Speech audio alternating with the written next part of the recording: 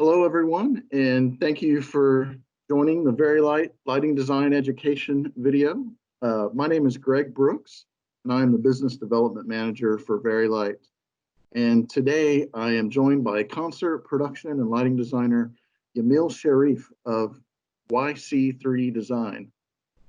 Originally from Argentina, Yamil literally comes from a family of production designers. His father, Daniel, and his two brothers are also very talented lighting designers. So you could say that lighting design is embedded in Yamil's DNA. He's worked with countless big name artists from across Latin America and the Caribbean. Pitbull, Romeo Santos, Chayanne, Ricardo Montaner, just to name a few. Welcome, Yamil, and thank you for doing this with us today. It's very good of you. Thanks, Greg. Thanks to Vari-Lite for having me. Just before we get going, I just wanted to ask how you're feeling. How are you holding up during the COVID-19 lockdown, and what have you been doing to keep yourself busy? Man, I'm feeling, I guess, like everybody else, with a lot of questions, but I mean, we're lucky to be healthy. We're lucky to have this amazing job that give us the opportunity, to be able to stand by in this kind of moment and wait. I'm just waiting for the storm to happen and, be able to go back. And I'm just, reading, learning, trying to catch up with the family because the last few years were very hectic and I was traveling a lot. So the first couple of months, I did a lot of family time and it was great. Running every day, just keeping active and keeping the mind active.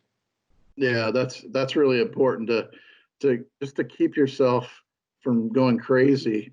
Yes. Not doing what we love to do, Yes.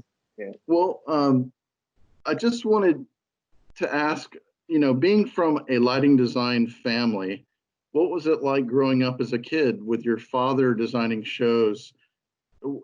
What made you want to follow in his footsteps as a career? And was there a certain show that he did or that you saw that was that kind of wow moment that made you go, I want to do that for a living? It was a different kind of childhood, I think, because my grandmother got my father into a theater and working. My grandmother used to produce shows. And so the day I was born, we were already in the industry. I don't recall the first time I went to a show with him, but I do recall doing photo spots in festivals when I was like 8 years old or 9 years old, just for fun, because all the colleagues of my dad were friends as well. So they would let me run the consoles when I was really young, 9, 10 years old. They would let me use the consoles. So for me, it was like my video games at the time. It was what it was fun.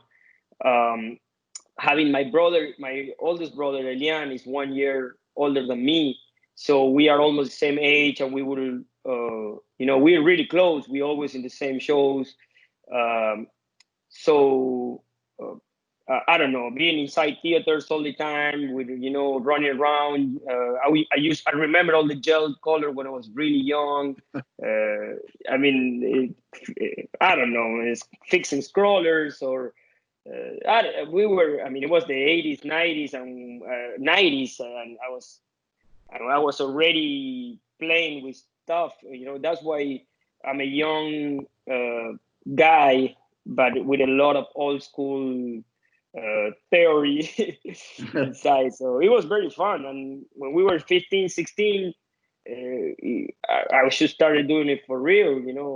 We would never, but I never had any other job. I never thought about doing anything else. So it was kind of weird. Do you and your brothers and your father, do you guys ever share design ideas, or is it more of an artistic competition between you guys? No, we do all the time. I mean, we help each other all the time, and well, my brothers, both of them work with us, so we both the three of us are in the same with YC3, and basically Elian, my big brother, is really good. He's a guitar player. He knows music really well, and he's a really good programmer. I mean, he has. A really good tempo, and he hears stuff that we don't hear, that we don't pay attention to, you know, and he does. So he always records, programs all the bass of all the music, of all the tours that we do. And my young brother, she started, I don't know, 3 4 years ago after college, and so he was the one of the latest starting in this industry, and because he's young, he's 25, I believe 26. He's really savvy with technology, and we got that part of him. When every time we're trying to do something that is new or technological, you know, he's good at that. We bring him in, we ask him. He LDs a lot of shows that we design and program. He goes as lighting director. Um, and it's good. I mean, it's a good combination. And my father, of course, is the person that we go to with every question, and I show him everything we do. I ask him what he thinks.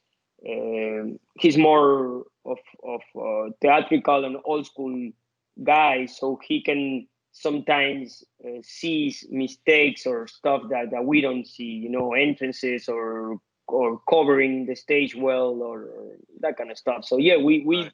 all of us work together a lot. That's really important. I think it's always good to have multiple eyes on something that, you know, sometimes we all miss it. And I think you're lucky that you have that, I think. Um, Yeah. and you've grown your business, YC3 Lighting Design, exponentially now, and you have operations in the USA and Puerto Rico and Argentina. Um, Being a business owner, do you find that running your global business takes away from your passion of designing lights? Yes, it does.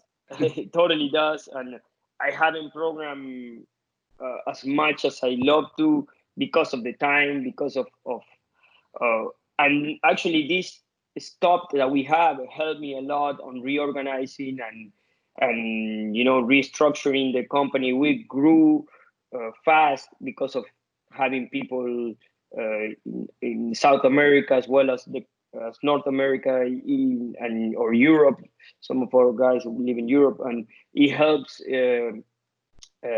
It helps everybody, you know, grow quicker, because uh, I don't know, we issues more globally, but at the same time, it takes a lot of time on trying to keep all the projects happening, to keep all the same style, and the same, and don't lose the quality of a show. You know, you don't want to lose uh, what made you.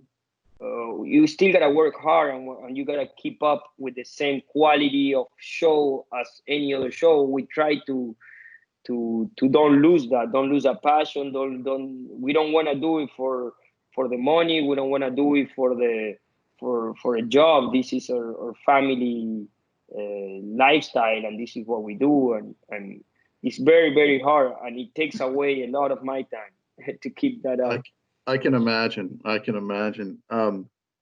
One of the business principles, that really fascinates me with YC3 design is your eco-friendly and responsible design approach. I think it's so important on many fronts. The obvious being that it's beneficial to the environment and the earth, but also in the monetary costs, to productions, things like trucking and labor, that sort of thing. As an artist, how do you translate a vision for a design into a technically responsible lighting rig? Yeah.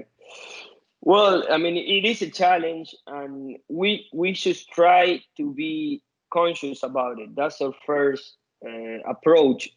For example, it's like when you recycle something, you grab first, you had to get your home, grab a bin, separate trash and recycle.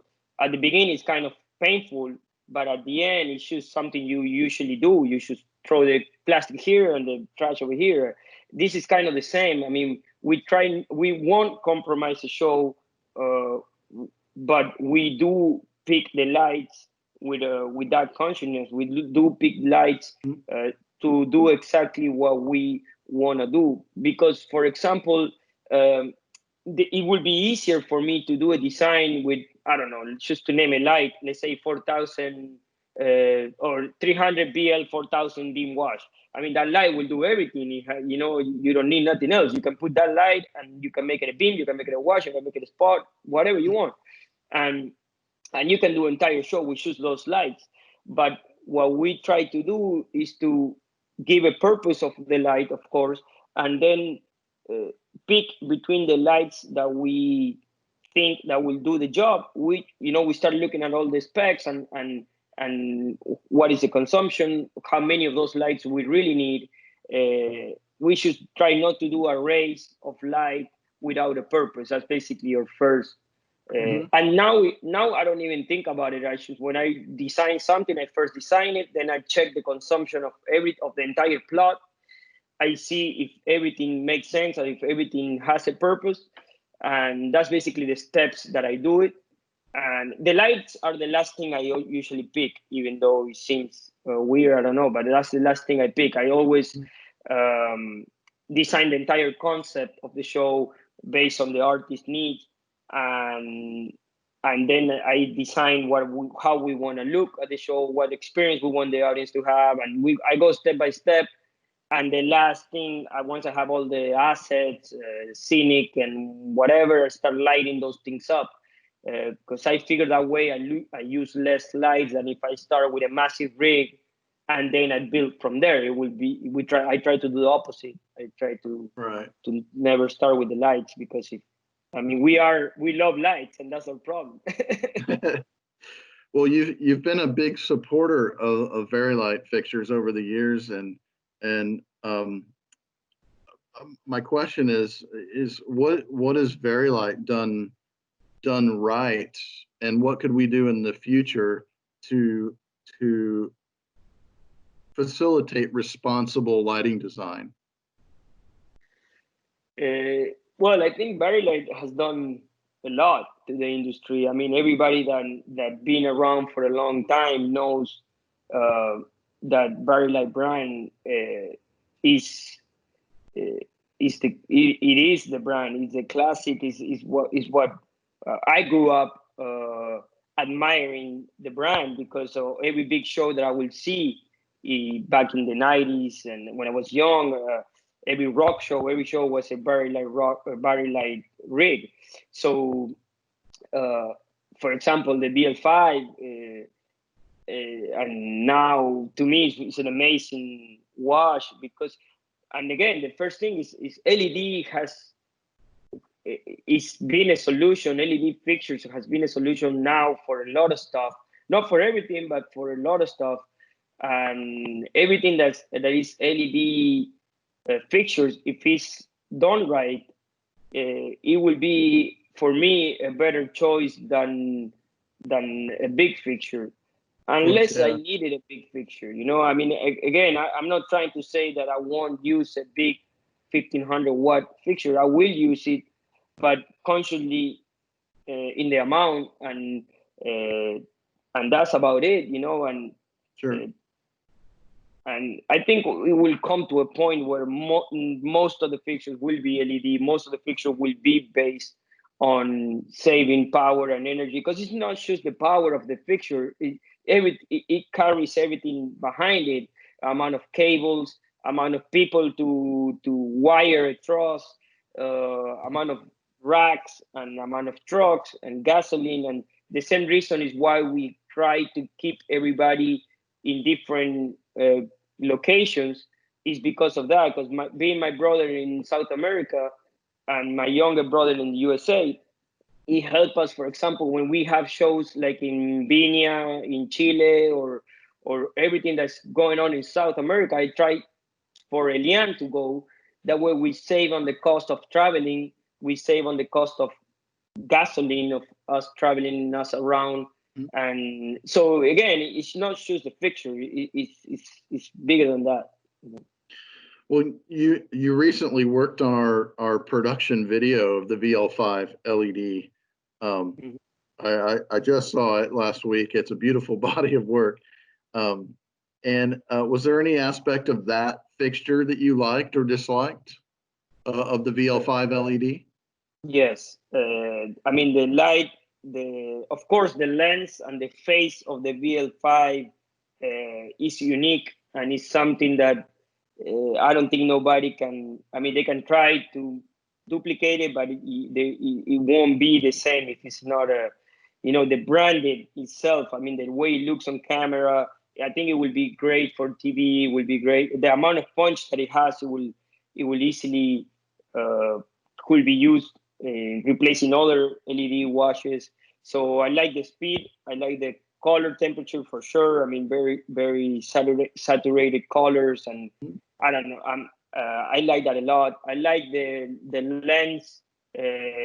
I would try to do a lot with the lens because of the power of that lens. The way it looks.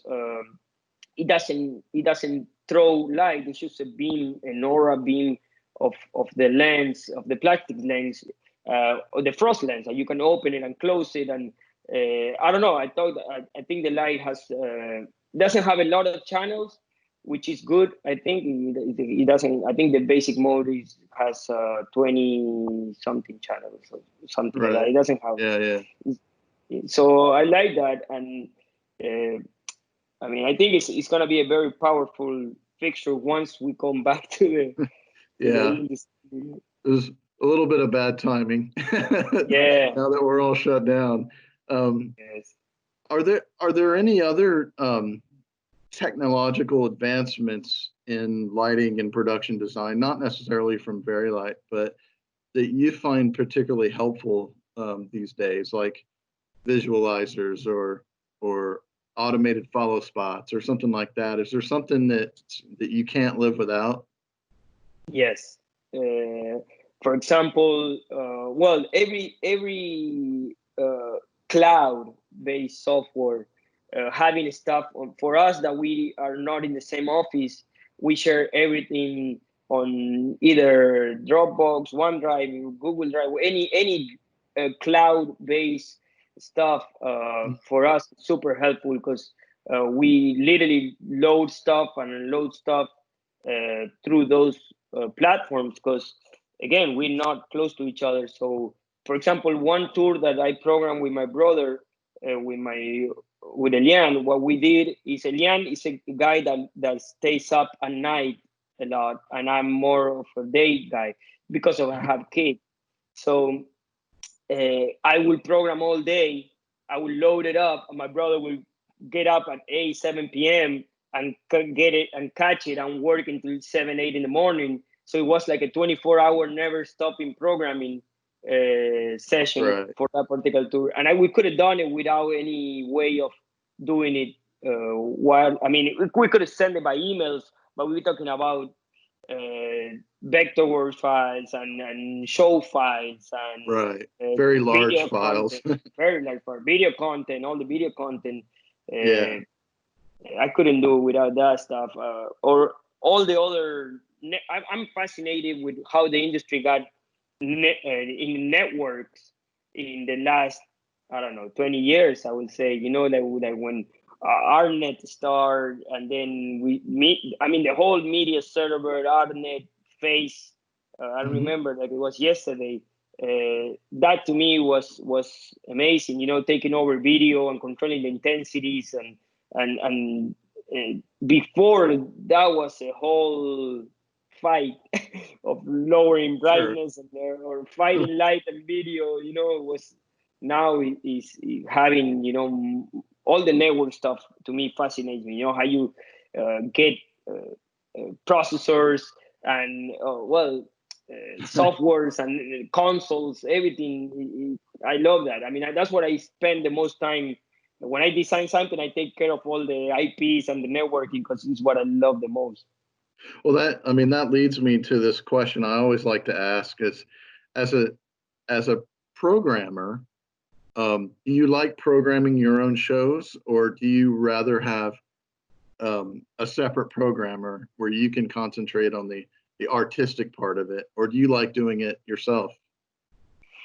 I do like programming a lot. I mean, to me, I mean, programming, I never stop programming, but the last couple of years, I don't have enough time to program a whole tour because it takes time. And I mean, to program a song in a good way, it can take a whole week. You know, it's not, I mean, yeah, you Right. can do it in a day, but I mean, the more hours you put into it, the better it will look. And I don't have that time. So, what I do is one of the whoever will program that tour uh, gets gets of course my input, and we start programming while I keep doing other stuff, and then I revise it and put some stuff here and there, you know, and program. I always program something, at least one song. I always tell the guys, let me just program one song, Mhm. just to because when I watch that song, I feel happy, you know,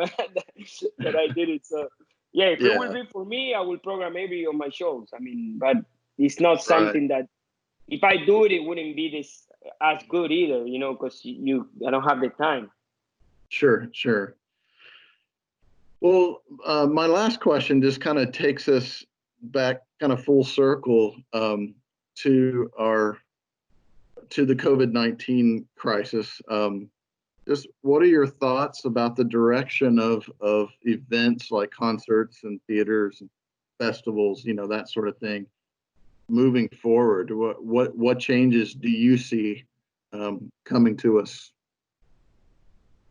If, I mean, I wish I knew the reality, but um, I think that they're gonna try a lot of stuff, but at the end of the day, you cannot do a show without people feeling close to people. You cannot have the same experience of. I mean, you imagine going to see Pink Floyd 6 feet apart. I mean, come Right. on. Like, I mean, imagine going to Right. see a heavy metal show uh, with keeping social distancing, you know, like how you jump, how you, I don't know, man, or even an electronic music festival without people, it's impossible. The fun about shows is to sweat, to have drinks, I mean, it's the whole emotion. I mean, and that's what I keep telling. I tell this to artists a lot. You know, we have the advantage of playing with people's feeling all the time because those people are before you go to a show you spend months, you know, you buy the ticket, you prepare in the morning for that show, you pick the clothes, you drive to the show listening to that music.